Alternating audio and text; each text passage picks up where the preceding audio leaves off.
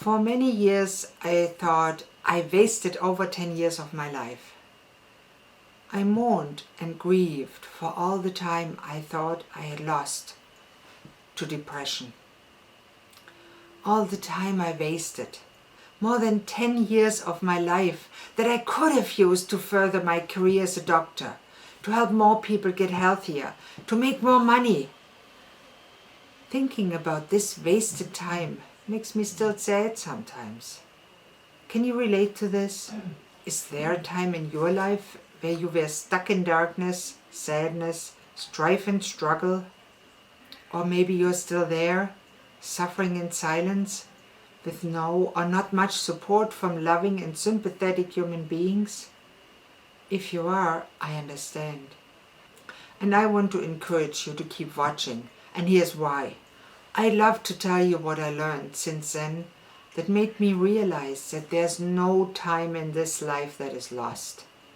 And why I'm now truly grateful for all the time when I wasn't productive, wasn't valuable to society, actually cost the healthcare system and my disability insurance and all the other people that paid and are still paying for it quite a bit of money and time.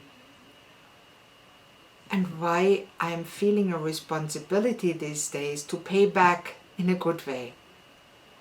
Let me tell you about the darkest night of my life. It was a cold winter day in February of 1998. I was lying on the floor on a thin mattress, curled up in the fetal position, writhing in pain. I had been put in a small room by myself. The floor and walls were tiled to the ceiling, with nothing but a mattress on the floor and a hole in one corner where I could relieve myself. All belts and strings had been removed from my clothes, and there was nothing but a thin blanket in this room with me. The steel door was locked, and every now and then I could hear someone on the other side lifting up the flap of the window in the door to check on me. I wasn't in jail, although it certainly seemed to me then. They had put me in this room to protect me from myself. You know, my brain had malfunctioned. My mind had spiraled out of control.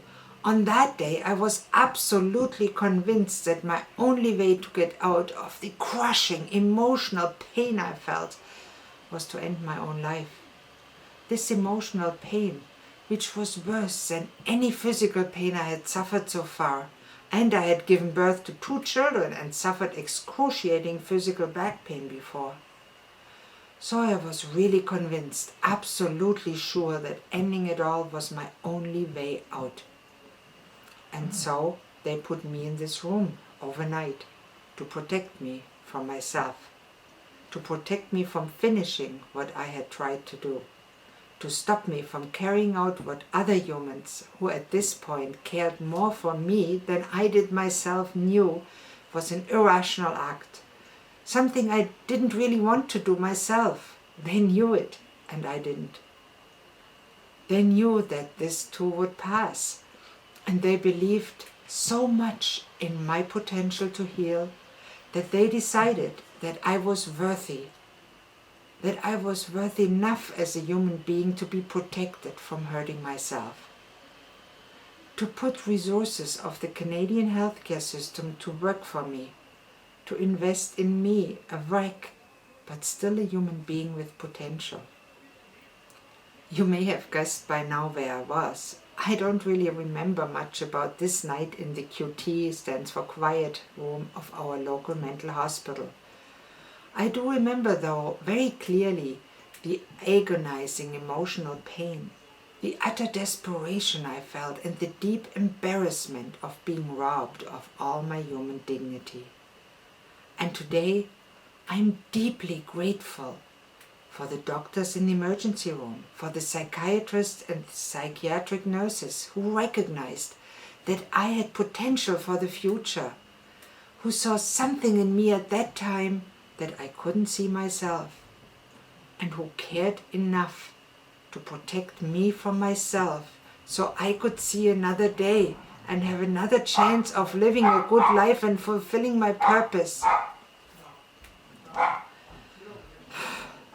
I'm also very grateful for the other wonderful patients who shared the locked inpatient ward in these psychiatric hospitals with me, who treated me like one of them, which I was, just another suffering human being. In this ward, I was no longer the doctor, the role model, the person who had it all together, the person who thought she had to be perfect to be worthy. I just was another suffering human among many, using the same washroom with saloon doors without locks. We were all wandering the same dimly lit hallways at night, up and down, driven by the unrest of an unsteady and unhappy mind. We were taking turns looking out of the small barred window at the end of the hallway, overlooking Halifax Harbour, seeing the ships sail in and out, thinking about, if I was thinking about anything at all, how I was no longer part of this normal world. I had arrived at the bottom of what any human can achieve. Involuntary confinement to a psychiatric hospital, taking away a person's basic human rights and freedoms, is only legal to protect others or the person themselves. At that time, I was truly a mortal danger to myself. These days, I'm still very, very grateful for the people who during these dark days protected me from taking the life of my teenage boy's mom, my future husband's wife, I didn't know him then yet, my parents' daughter, my brother's sister, and maybe even from taking your opportunity away of meeting me in person someday, and from you reading this today. You know, this time, over 23 years ago, marked a milestone in my life. It started a completely new career, very different from the profession of the doctor and naturopath I had before. Descending into the depth of human suffering myself, not just writhing and sobbing in physical pain, but in the deepest emotional pain possible.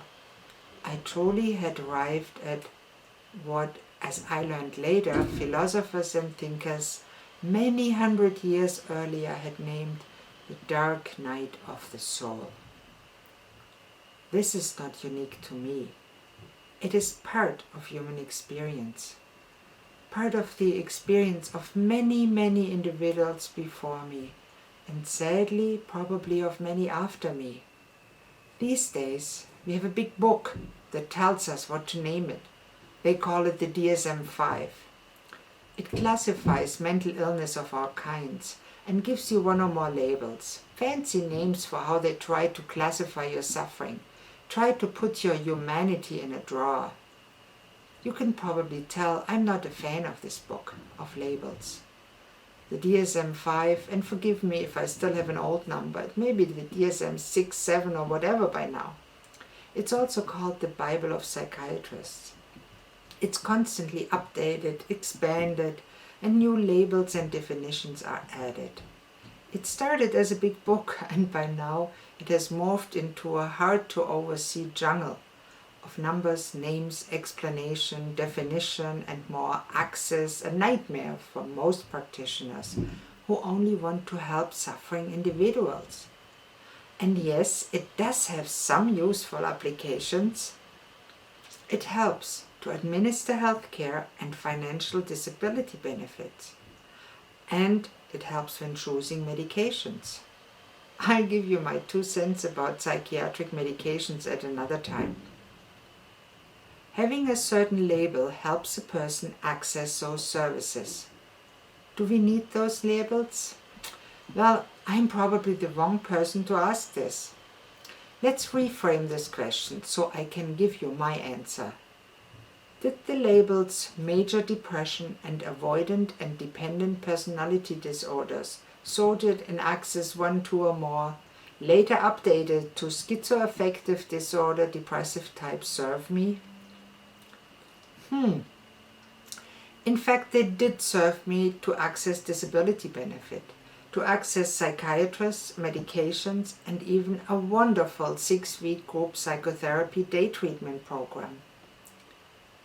I needed these services at the time.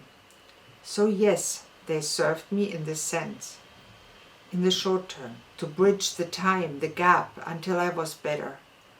And I deeply appreciate and I'm grateful that I was able to access these services at a time when I really needed them.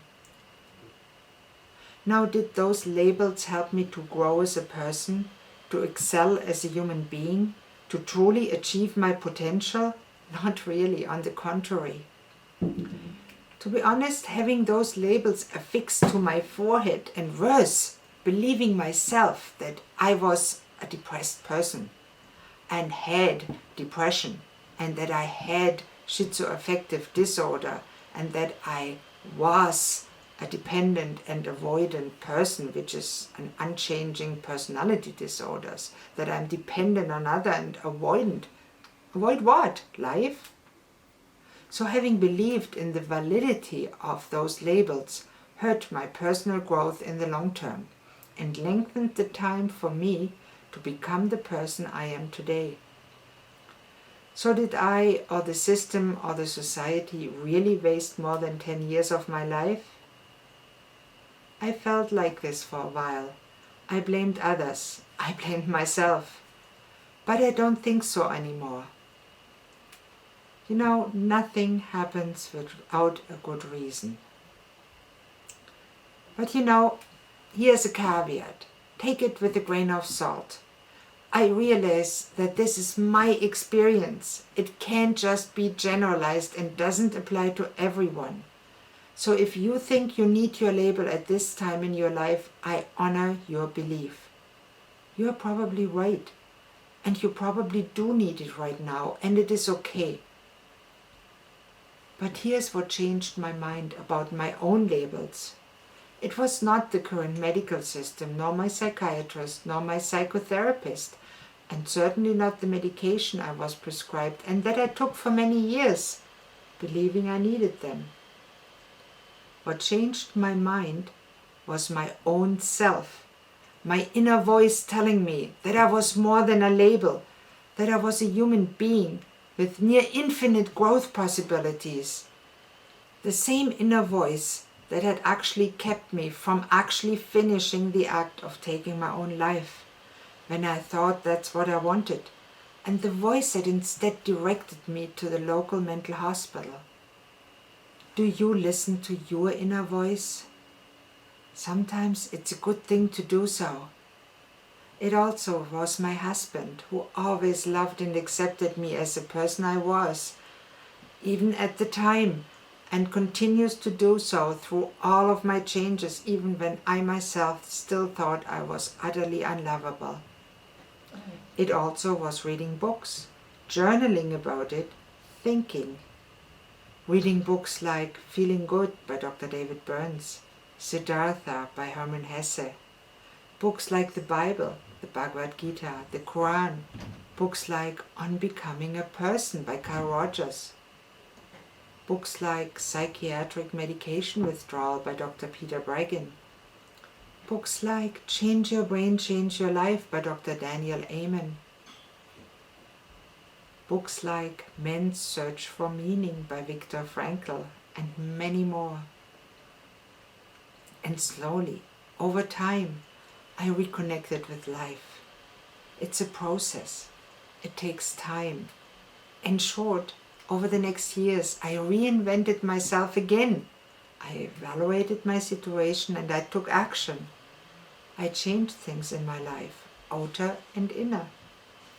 Becoming better at it over time, becoming more and more strategic. I changed things about my nutrition, added targeted nutritional supplements, added physical movement, although I hate exercise. I learned how to love it. Changed things about my lifestyle, worked diligently to change my thought patterns from mostly negative to realistic. And I'm not a fan of just positive thinking. I worked on improving my social skills and daily interactions with others. I changed habits. I found meaning and purpose. And then I took targeted action from there. First small, tiny, baby steps, then bigger, faster. I learned to run. In fact, I have to hold myself back now sometimes to not to run too fast. These are all things that I now teach my clients in my Recover Your Sparkle and Brain and Success programs, and that I help others to implement in their life. Things I talk about in my recent TEDx talk on stage and on my videos.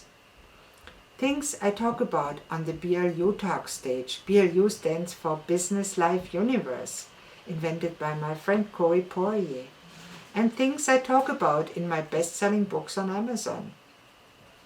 Things I talk about in person, or most often online, with individual clients, with friends, with fellow physicians, fellow coaches, fellow public speakers, fellow business people, fellow human beings.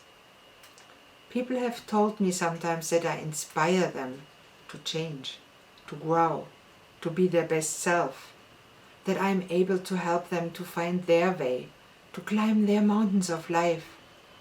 I'm so humbled, really.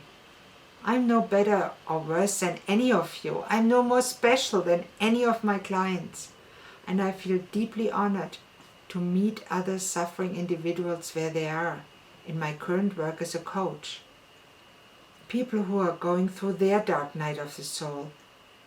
And I'm also deeply grateful to have the opportunity to sometimes even make a positive difference in someone else's life. I consider it a meaningful responsibility to be part of other people's life stories. I meet others for a reason, and it's no coincidence that you are reading or watching this now. To be here for others is truly my passion and purpose. This is what gets me up every morning, excited and curious to start a new day. I can't wait to hold the mirror of their possibilities to somebody else. I treasure caring for people, having experienced myself what it means to be cared for by others. And yes, I do feel inspired. The word inspired means literally in breath, in spirit. And this is truly how I feel. Grateful to be a connector, a conduit. A connector between life on this earth, between the mysterious human mind, housed in a miraculous physical form called our brain and body, and the even more mysterious and truly unknowable universe out there. Whatever name you choose for this spiritual entity. Some call it God, Allah, Yahweh, Mother Earth, the universe, the Akashic field, the energy field, and there are probably many other names or labels for this higher intelligence that can lead us and give us energy and guidance if we believe in it. And statistics show that 80% of people believe in some form of higher power, even if my dog barks like crazy right now. He's truly inspired too. Oh my God, my dog.